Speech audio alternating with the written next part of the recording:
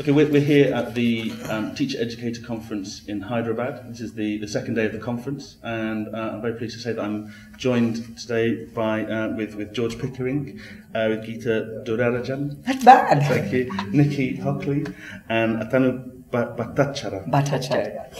Thank you. Okay, welcome. Thank you for giving up your time to come and join us for the interview. It's good to see that you're all still sitting together, given your debate yesterday. Are you on speaking terms still? Kind of, yes, I'd say so. Sort of, Yeah? sort of. Okay. And the result of the debate, for people who maybe didn't watch it online. Oh, we won. We won! Hands down. We won! I think the motion was definitely carried. Yes, I believe it was a draw. The umpire It was a draw. was being The umpire, I very, think, was just being very politically very correct. politically correct. That's right. But I think we won. Okay. Okay, see? Well, yeah, we could go on with that one, but Yeah. okay. Geetha, I'd like to ask you a question, if possible, and then Atanu, I'll ask you the same question. The theme of the conference is innovation in English language teacher education. And what I'd like to know really from you, Geetha, is what's your interpretation of that theme, and how would you describe its relevance to the current teacher education scenario in India and perhaps more globally? In India, I think for us, innovation, particularly because I work in a teacher education university, was trying to bring together different aspects of, let's say, alternative evaluation practices, different ways of teaching. So one of our focuses, for example, was looking at what are other resources people are bringing to the classroom. And so we looked at teaching, we looked at testing, and we also looked at learning. And for us, many of these innovations are happening maybe in small pockets, but not really captured in seminars, not talked about. So we interpreted it as evaluation practices, teaching methods, and also, of course, looked at technology as one of the main sub-themes. I remember we had quite a few discussions about this during the time when we put the theme together and said learning from the classroom, whether particularly for the teacher, has to be seen as something to be valued. It's not an innovation in an innovation sense, but it's not documented often, particularly in Indian contexts. So learning from experience and reflection. And that's why that was one of the main sub-themes of the conference for us. Okay, thank you, Geetha. Yeah, I was just thinking in terms of innovation as a more global generics framework, in the sense of well, teachers have always been innovative in that sense in India, especially keeping in mind the resource crunches in different senses. For example, it could be financial, it could be in terms of availability of textbooks, for example. So I was just wondering that we have been innovative. So innovation in a certain sense today is kind of what Geetha was saying, is aligned with technology, and technology investments and technology training is something that is happening quite in a very widespread manner across India. And I guess that is one of the things that the focus of the conference here is, in the sense that a lot of people are talking about their practices using technology and how it could bring in certain kinds of innovation that was not possible in a traditional format of the classroom. So I guess that is where the Indian situation is situated in a certain sense. Yeah. Okay. This is a question actually for Nicky, and conferences obviously like this one offer opportunities to watch sessions, workshops, talks online, and there are several conferences that are entirely online. What do you perceive as the benefits of this, and how do you think opportunities to watch conferences online enhance teacher research and teacher development? Yeah, I mean, obviously the spread of learning technologies and the access that people now have to watching, people, for example, now might be watching all sorts of different parts of the world. The potential is huge. course, there's a question about whether actually attending a conference and watching a talk does help you develop professionally. It can perhaps help some people develop, some people less. I'm not quite sure. I know there's been some research done on this, in fact, and I think the findings are kind of mixed. But professional development, effective professional development is ongoing, it's embedded in practice and so on, and it's done internally. So there's that kind of difference there, perhaps. But having said that, you know, conferences do bring value, I think, to people. And I think for me, I mean, I attend a lot of online conferences. I'm based in Spain. So being able to watch a conference online set in a completely different context, let's say Mexico or Nepal or whatever it might be, gives me an insight into teaching practices and issues in those contexts that I just simply would not have. And obviously teachers who don't have the resources to go to conferences can benefit and so on. So I think it's a positive all around. Okay. I think Nicky has said it all, more or less. I'd just like to add that one of the things that online conferences can do for someone like me is get to know people who have worked in absolutely different contexts and get to know those contexts which I may not have access to at all. So in that sense, it's a massive positive benefit in that sense. Okay. Geetha and George, obviously your argument in yesterday's debate was that technology or learning technology excludes teachers. Given the question that I've just put to Atanu and Nicky, how would you respond? Well, I don't think quite that was the argument. No, okay. And my argument was that some teachers are excluded. Okay. Not necessarily that they want to be excluded, but that there's no choice.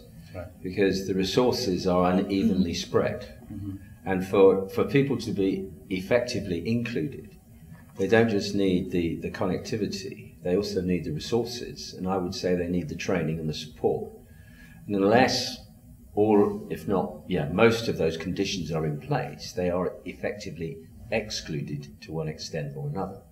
So I'm totally in favour of teachers using learning technologies wisely and appropriately. It's simply, how do we do that? That's, for me, the key question. And I think my point would be that we have to accept the reality as it is and then think, how do we work within the current structures to improve things? So, for example, if it is the case that many teachers don't get adequate training, how is it that we can fill that gap? But we don't do anybody any favours by claiming we're already there, simply because everybody's got a mobile phone, or simply because there are interactive whiteboards in classrooms. We have to look at the complexity of the situation. My final point is, I've just been to an inspirational talk, which was by an organisation called STIR, an Indian university, and they're talking about the importance of bright spots, where you find people who are doing excellent work in not necessarily the most optimal conditions. You find out what they have done to create that excellence, and then you seek to replicate it in a similar context, rather than what often happens is that people come in from outside and put forward solutions that may or may not be viable for that context. Can I add a very different perspective to this? And this is based on debate and reactions. Now, there were students of mine who couldn't attend the conference, who watched me online, and therefore, in a sense, they were included. But I had 5 SMSs yesterday from them. Ma'am, how I wish I was there. Right. I had questions to ask. I couldn't. It was frustrating. Now, in that sense, if we're going to use technology to reach out to teachers in other places, we will have to go 3 steps further. See, I'm not saying they should be excluded. I was arguing that they are excluded right now. So maybe we should think of, if we're doing it online, can we have a Skype window open if they have the resources? Can it help them to not just be those who watch and hear, but also speak from some remote location? Of course, the other problem is 3 others said, we wanted to watch, sorry, there was no power.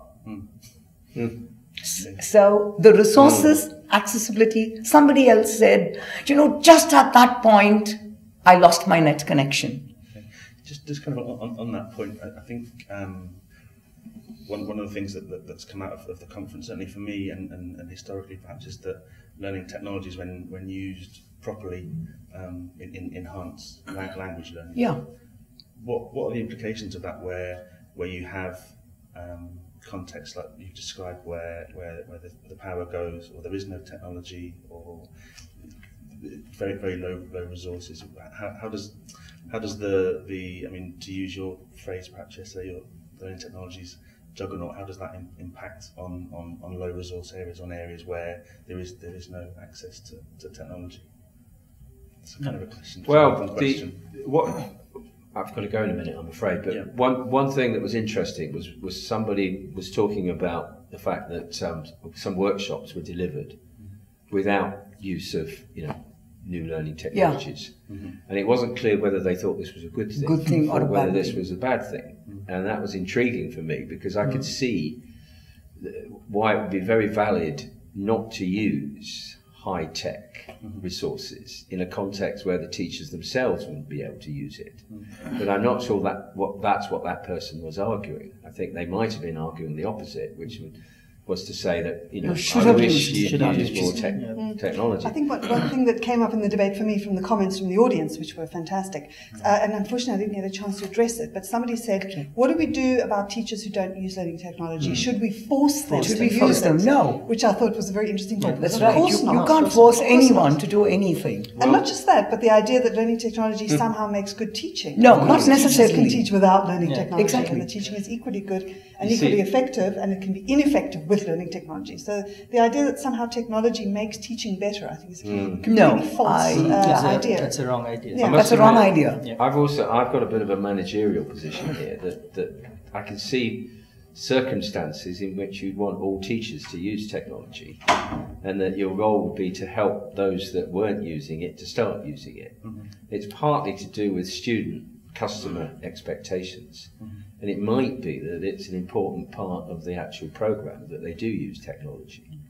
So I don't necessarily think it is about giving the teacher a free choice as to whether to use it or not in some circumstances. One final question, because I know that you have to go. Yeah. Next year's conference themes that you would like to see addressed at next year's conference? I think we should explore the kinds of materials used. It's something we have not done. I mean, I've been with the conference for the past 4 years, and we looked at starting and sustaining development. We looked at evaluation. We've looked at teaching in diverse contexts, and we've now looked at innovation. Maybe we should just explore the different possibilities that exist with tasks, with texts, with materials, print, online. I'm not bothered about what kind at all, and the role it plays in teacher development. And probably add the dimension of bright spots in materials as well. Yes. So how are materials getting adapted? How are they adapted? What's happening to them in the classroom? What's the shape and size of materials in the 22nd century, for example? And I can give you an example very quickly, and that is in a small village in Gujarat, near a place called Rajkot. There's this school which has gone completely textbook free. So I visited the school and I found out that all of them have got these tabs that the government is giving them. And all the textbooks are on the tabs. And the teacher doesn't really know what to do with those tabs, because the teacher has not been trained to use those tabs and what to do with those tabs. So probably these kind of experiences, what I'm sure the teacher is innovating, but what kind of innovation is happening would be interesting. Can I add the opposite dimension? There's a small school in Orissa where there are no textbooks available in that particular dialect. So this particular teacher went to the class 4 children, gave them notebooks, got them to write out small sentences, stories. That became the textbook for class 1. Okay. And that is as much good innovation with materials. Yeah, exactly. So we need to document these and bring them together, is what I'd suggest. I mean, I think in a way, the notion of innovation should run through any conference. Because the alternative is status quo.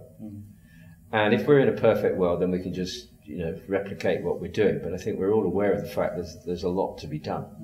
So any future context will be, conference will be about innovation in one sense or another. I mean, for me, an interesting one would be maintaining and raising standards. That would be an interesting one. Maintaining standards, because quite often teachers and teacher educators get a course, and then what happens afterwards?